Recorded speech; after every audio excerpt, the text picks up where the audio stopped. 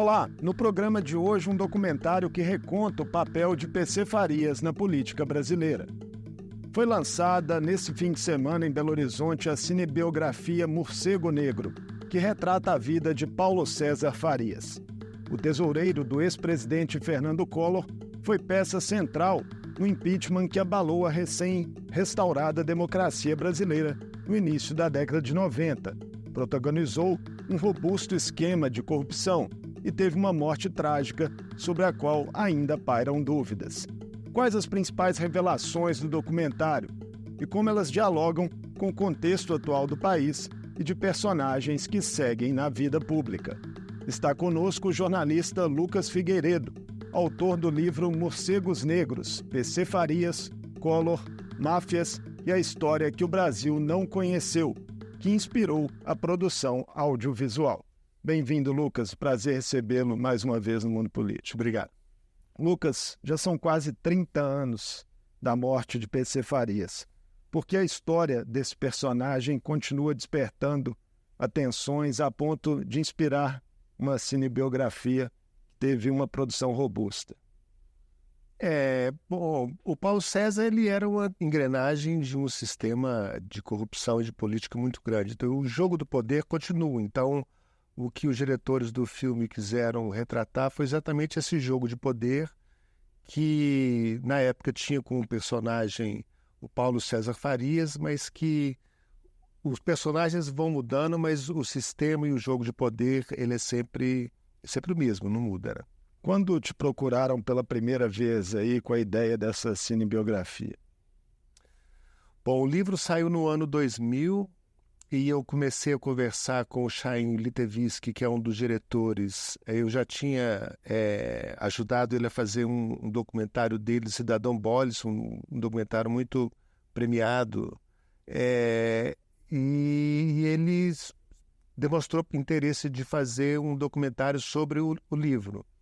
Demorou alguns anos para ele conseguir os primeiros financiamentos. Ele conseguiu primeiro um financiamento na Itália, da divisão de cinema da Itália, e aos poucos foram aparecendo outros parceiros. Enfim, eles começaram uma longa jornada de entrevistas por 7 países e foi um trabalho muito exaustivo. Você dizia, né, logo na sua primeira resposta, que o jogo, né, dessa engrenagem de corrupção continua no país. Há muitas similaridades entre o grande esquema ali revelado na década de 90 e o que a gente vê hoje? Sim, porque quando você pega aquele grande esquema de corrupção que chocou o país, não é? Você tinha de corruptos e corruptores.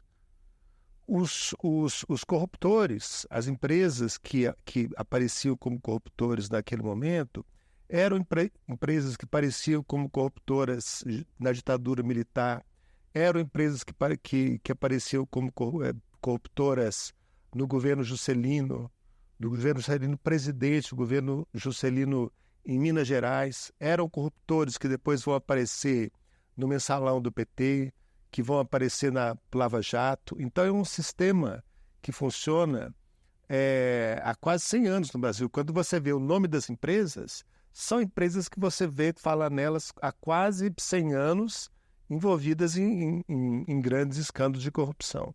Voltando ao resgate histórico, né, a produção audiovisual ela consegue avançar em que medida, Lucas, em relação à última reedição do seu livro, né, que é de 2013?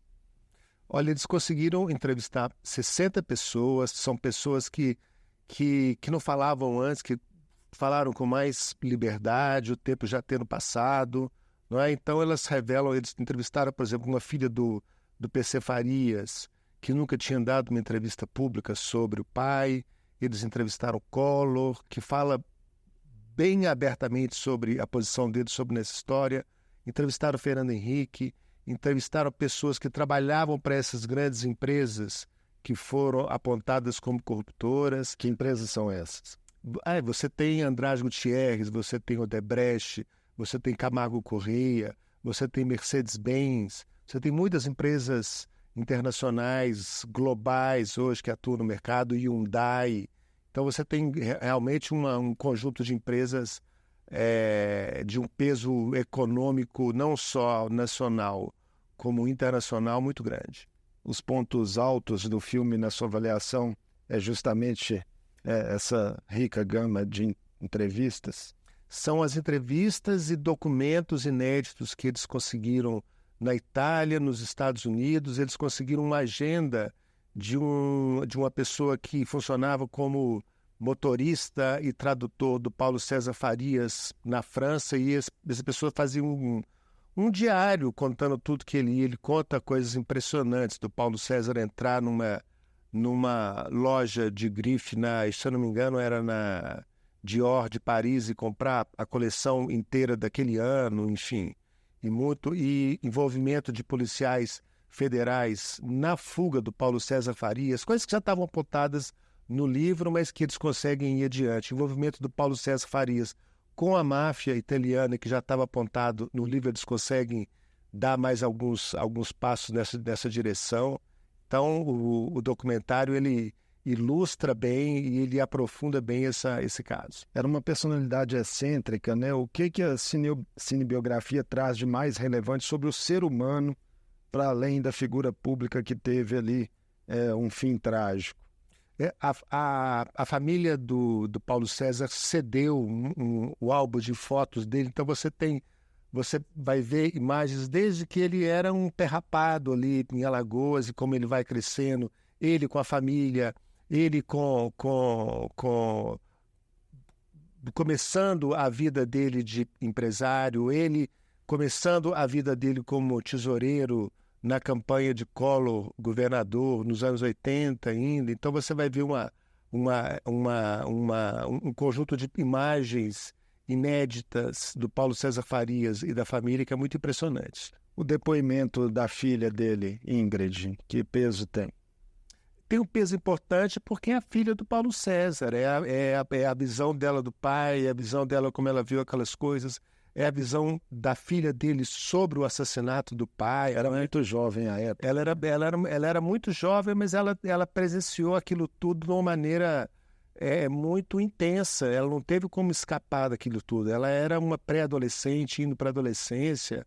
Então ela naquele momento, um momento importante, porque ela é obrigada a virar adulta. O pai sendo preso, o pai sendo apontado como o tesoureiro de um grande esquema de corrupção, o pai sendo assassinado. Então, ela viveu isso tudo, né, muito intensamente. Então, esse depoimento dela é de uma importância imensa. Lucas, a fuga de PC, né, da justiça por muito tempo, passando ali por diversos países, é um dos aspectos que chama muita atenção na história, né? Tanto aqui no livro, o documentário também retrata algumas dessas passagens.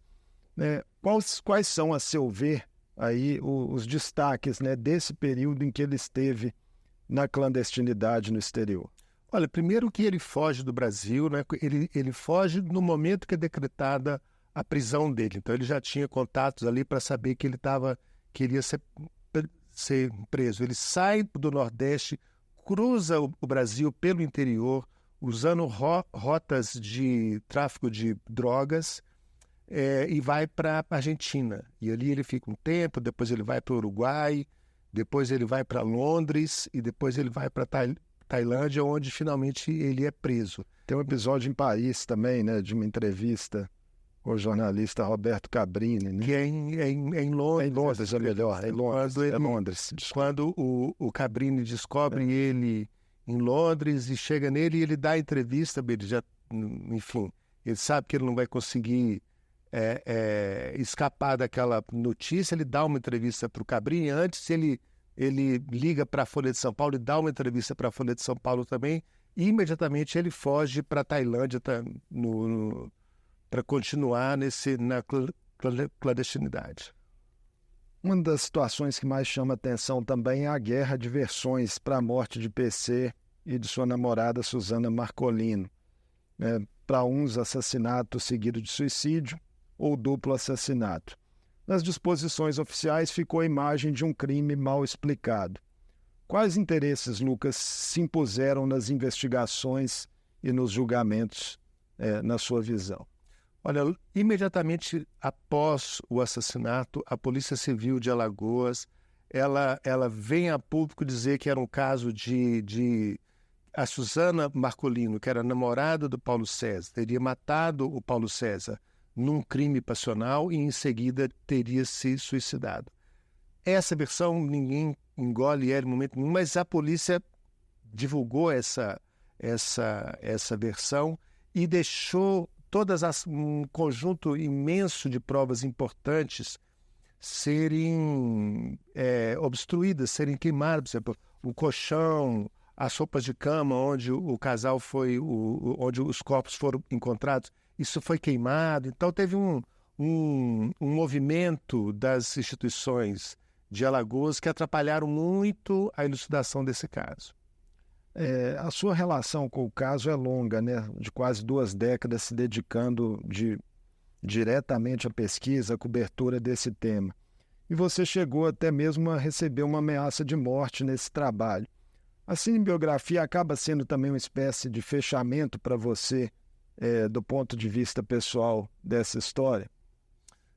Eu acredito que sim. Eu acho que o lançamento desse documentário é o fim simbólico dessa história, mas o caso continua muito em aberto, né? Você tem o caso da corrupção, o dinheiro do PC, desse esquema de corrupção do governo Collor, ele não apareceu todo.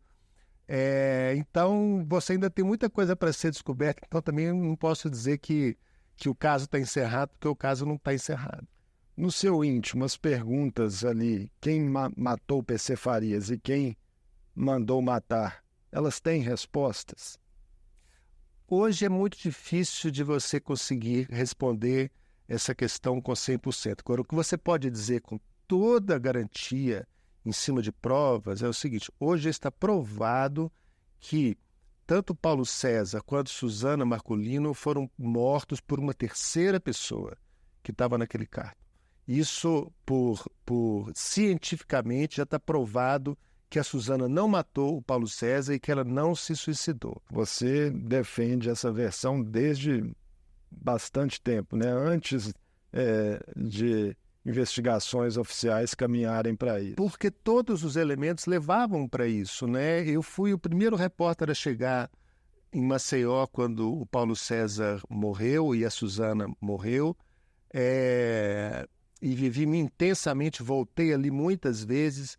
Eu tive no velório o irmão da Suzana, eu conversando com ele, ele me disse que a irmã estava muito machucada e no momento de madrugada, quando todo mundo já tinha saído, ele me mostrou o corpo da irmã e o corpo dela estava muito machucado. Então tinham evidências muito grandes ali que uma pessoa que se suicida não fica cheio de hematoma na cara, né? Alguma coisa tinha acontecido ali, né? E muitos interesses envolvidos naquela história, muito dinheiro, muita gente interessava que o Paulo César desaparecesse. Então era muito, muito pouco provável que aquilo tivesse sido um caso de crime passional, sobretudo pelas provas que iam aparecendo, né? Por que esse interesse existiria em tanta gente, né, envolvida no esquema, em apagá-lo? Porque existia um esquema de corrupção que era gigantesco. O Paulo César ele sai como boi de piranha dessa história, né? Passa um tempo na cadeia por 2 crimes menores, porque ele sai por ter falsificado uma assinatura e por sonegação fiscal, que não chega nem perto dos crimes que ele tinha cometido. E quando ele sai da cadeia, poucos dias antes de morrer, ele diz 3 coisas. Ele diz que vai escrever um livro, ele diz que quer ser candidato a deputado federal, ou seja, ele queria uma tribuna, e ele diz uma outra coisa que eu não consigo me lembrar aqui agora, mas essas 2 aí já eram suficientes para despertar reações, né? Que ele era uma pessoa que guardava muitos segredos e tinha uma sobra de campanha, né, da eleição do Collor e na eleição seguinte para deputados federais. Foi um ano que as eleições não foram casadas, tinha uma sobra de campanha. Isso a gente está falando do início dos anos 90, na ordem das centenas de milhões de dólares. Esse dinheiro tinha uma briga imensa também por quem ia ficar com esse dinheiro. Mais o que o Paulo César sabia. Grupos brigavam mais diretamente aí por esse A família do Paulo César e pessoas que gravitavam em torno do ex-presidente Fernando Collor de Mello. Depoimento de Collor ao documentário, como é que você viu? Olha, eu achei ele está muito sensato, ele está tranquilo, o que é difícil dele numa entrevista falando desses temas. Ele dá a versão dele de quem é o Paulo César, e ele fala uma coisa interessante, que é, diante do que aconteceu depois, o Paulo César seria quase um santo, né? Não deixa de ser emblemático um pouco nessa comparação com outros esquemas. E essa visão do próprio Collor do que tinha sido aquele esquema, do que aquele grupo fez naquele momento, né? É uma versão, a seu ver, digamos assim, que ele minimiza um pouco a gravidade e a robustez do esquema? Ele tenta minimizar. Agora, num momento que, né, quer dizer, a gente tem que lembrar que que pelo esquema Collor, ele nunca foi condenado, né? Ele sofreu um impeachment, que é um processo político, não é um processo criminal. Ele nunca foi condenado na justiça em relação àqueles eventos. E ele depois, muitos anos depois, pela participação dele em um esquema na BR de distribuidora, já no governo do PT, ele é incriminado, quer dizer, ele vai para a cadeia, ele já está condenado, transitado em julgado, está recorrendo ali para ganhar prazo, mas não tem mais como ter um outro julgamento. Ele foi condenado no Supremo Tribunal Federal. Então, ele em algum momento, ele vai para a cadeia. E é interessante que ele é condenado por um esquema de desvio de dinheiro de um outro caso de corrupção que acontece depois, né? Como que poderia ser definida a relação que existia entre ele e PC Farias? Olha, o Paulo César era o arrecadador de dinheiro da campanha do Collor presidente e da campanha para o Congresso Nacional para montar uma base política do Collor, porque depois que o Collor ganha, é preciso montar uma base política para ele, e isso é feito com financiamento de muitas campanhas e depois comprando ali o apoio de parlamentares. E logo depois, durante o governo Collor, todas as licitações, todos os grandes esquemas, e a gente tem que lembrar que naquele momento a agenda do Collor era uma agenda de privatização, que era um momento que o Brasil estava se abrindo para a privatização. Então você tinha ali oportunidades de negócios que eram gigantescas, não só para negócios no Brasil, mas para o mundo todo. É nesse momento que o crime organizado internacional, que já tinha feito isso em outros países, vê uma possibilidade de ter privatização de companhias telefônicas, companhias de gás, companhias aéreas. E era uma relação de confiança absoluta por muito tempo? Ele era o homem que falava pelo Collor com todo o meio empresarial. Então, todas essas conversas que envolviam licitações, que envolviam privatizações, passava primeiro pelo PC Farias, que é quem podia facilitar ou dificultar algum interesse econômico bilionário dentro do governo Collor. Falando do ex-presidente, né? Collor era um oligarca tradicional da política nordestina e seguiu na vida pública em meio a metamorfoses, nas quais foi de apoiador de governos petistas, né, a um entusiasmado defensor da extrema-direita brasileira nesses últimos anos. Como é que, na sua visão, ele passará para a história do país, Lucas? Olha, aí essa questão é difícil. Quer dizer, na verdade, ele começa ainda como o Brizola chamava ele de filhote da ditadura. O primeiro partido dele foi o PDS, que era o partido da ditadura, né?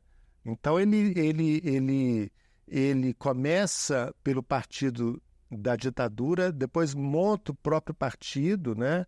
Depois ele vai pingando, isso também é uma característica do nosso sistema político, que não é pela ideologia, é sobretudo para onde está o dinheiro, sobretudo num campo, sobretudo esse campo mais da direita, que vai navegar da esquerda para a direita ou da direita para a esquerda, segundo as oportunidades políticas e financeiras. Ele agora foi condenado, ele vai ser preso em algum momento, né? Eu espero que a sociedade finalmente decida quem é esse cidadão, porque na última eleição ele já não foi eleito, né? O que eu acho que é um bom sinal que o eleitor de Alagoas não deu a vitória para o Collor. Mas como ele vai passar, é difícil saber agora. Ele vai passar para a história como um presidente envolvido num dos maiores esquemas de corrupção de todos os tempos e depois como um condenado por um esquema de corrupção, ele enquanto parlamentar, enquanto senador, né? Um homem que foi condenado e que vai ser preso. Agora, não foi também o único político de direita tradicional que caminhou para a extrema-direita no Brasil, né? Esse movimento foi mais amplo nos últimos anos. Como é que você enxerga as razões disso? Você teve, infelizmente, o que aconteceu também em outros países. A direita, o centro foi empurrado para... A esquerda foi empurrado um pouco para o campo da centro-esquerda, o centro foi empurrado para a direita e a direita foi empurrada para a extrema-direita. Isso aconteceu em vários países. A gente está vendo isso agora acontecer nos Estados Unidos, o Partido Republicano, que sempre foi um partido de direita, sendo empurrado para a extrema-direita com o Trump, né? Entrando num projeto que a gente já viu no primeiro mandato do Trump, que era um projeto que colocava o Estado Democrático de Direito em uma fragilidade muito, muito grande, quase teve um golpe lá, invadiram, né, o Congresso americano, e a gente viu isso acontecer aqui também. A direita ela está sendo levada a acompanhar esses movimentos de extrema-direita e é uma pena que essas pessoas acabem concordando em fazer esse papel, nem sempre acreditando de todo, mas, de novo, é a oportunidade política, é a oportunidade financeira que conduz esses movimentos. Lucas, a impunidade, né, virou uma marca desse caso PC Farias. E aí temos episódios recentes, né, como o do assassinato de Marielle Franco, que só caminha para ser elucidado agora após quase 6 anos. Né? Que paralelos que é possível traçar, né, entre essa promiscuidade do crime com a política? Olha, nesse caso do Collor e do PC, quer dizer, no meu livro eu já revelava isso no ano 2000, ali naquele momento, quando o período Collor presidente, você teve o crime organizado internacional, a máfia italiana, que fazia tráfico de drogas na Europa, que é responsável pelos maiores carregamentos de tráfico de cocaína na Europa em todos os tempos, aliados ao cartel de Cali na Colômbia, que era quem produzia essa cocaína, eles veem no Paulo César como uma pessoa que pode ser importante para eles não só no Brasil, mas na América Latina inteira, em negócios da privatização. E eles começam a se aproximar do Paulo César via um personagem, um argentino que chama Oswaldo La Sálvia, que aparece no meu livro e aparece no documentário também. Depois a justiça italiana vai, em 1995, se eu não me lembro, 94, acontece a maior apreensão de cocaína em todos os tempos na Europa, na Itália, em Bulgária Torinese, quando é apreendido 5,5 toneladas de cocaína puríssima. E eles apreendem, aqui prendem muita gente, vão quebrando sigilo, conseguem chegar no tesoureiro desse grupo, quebram o sigilo dele e encontram envios de dinheiro para contas do Paulo César Farias. Então você tem o crime organizado, internacional, global, envolvido com tráfico de drogas num nível muito pesado, envolvido com cartel de Cali. Você tem esses grupos tentando entrar no esquema político no Brasil e já fazendo transações financeiras. Estruturas de Estado. Então, ali eu acho que é o primeiro alerta de mostrar que as instituições estavam muito frágeis para a entrada do crime organizado. E hoje, com o caso Marielle, a gente vê isso claramente, né? É preso um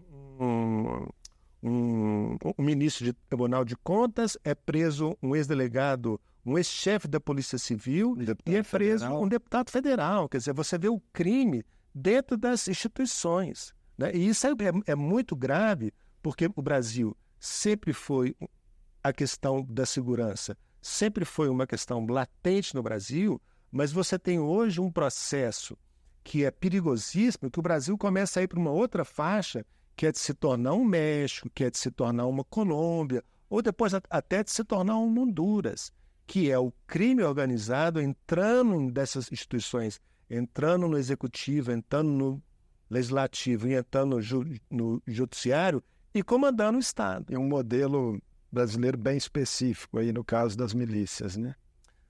Pois é, aí vem milícia, vem tráfico de drogas, vem tráfico de armas, vem interesses criminosos e muito violentos, não é? E essas pessoas hoje, elas estão presentes dentro de assembleias legislativas, estão dentro do Congresso Nacional, estão dentro do Judiciário, estão dentro dos tribunais de contas e, eventualmente, estão tendo entrada livre no Palácio da Alvorada e no esquema maior do Executivo, né? Isso é uma coisa que a gente precisa prestar atenção para saber que país a gente quer para a gente, né? Nessa questão do combate à corrupção, marcou o Brasil na última década a ascensão e a queda da Operação Lava Jato. Ela acabou influenciando os rumos políticos do país, teve depois ali diversas condenações anuladas por excessos e ilegalidades. É possível crer em um amadurecimento institucional nosso a partir dessa experiência? Eu acho que sempre é possível, acho que a gente sempre precisa aprender, a gente sempre precisa cobrar as instituições e sempre precisa ser transparente com a sociedade que aconteceu, né? A Lava Jato foi uma grande oportunidade de se passar, de entrar um pouco num grande esquema de corrupção, só que tanto o Ministério Público quanto o Judiciário se perderam. Muita gente fala assim, eles abusaram um pouco. Não, eles não abusaram, eles cometeram um crime. Eles manipularam toda a investigação, eles escolheram quem iam ser os condenados, né? Isso também não pode acontecer, porque senão você só cria uma outra organização criminosa, né? Agora, eu acho que a gente sempre aprende. Eu acho que nesses processos a gente aprende, isso depois vai gente que é do ramo, que vai estudar, que vai propor mudança na legislação, e a gente vai avançando, mas a gente continua dando um passo para frente e 2 para trás. Lucas, muito obrigado por essa conversa conosco aqui no Mundo Político e já tem mais obra literária aí em produção, né, para você anunciar em breve o que você está fazendo nesse momento. Eu tô escrevendo nesse momento a biografia do Juscelino Kubitschek, é um grande projeto da Companhia das Letras, que vão ser 2 ou 3 volumes, muito grande mesmo, e a gente está lançando, eu já estou nessa pesquisa já tem 6 anos, e o primeiro volume deve sair ou no final desse ano ou no início do ano que vem. Já sinta-se convidado para voltar aqui para falarmos dessa obra. Com grande prazer, obrigado. Eu conversei com o jornalista Lucas Figueiredo, falamos sobre a cinebiografia Morcego Negro, que está sendo lançada nacionalmente. O documentário, baseado no livro que Lucas escreveu originalmente em 2000, com reedição em 2013, destaca a trajetória do alagoano PC Farias, que foi assassinado na década de 90 após se notabilizar na política brasileira como tesoureiro do ex-presidente Fernando Collor e líder de esquemas de corrupção. O Mundo Político fica por aqui. Obrigado por nos acompanhar e até o próximo programa.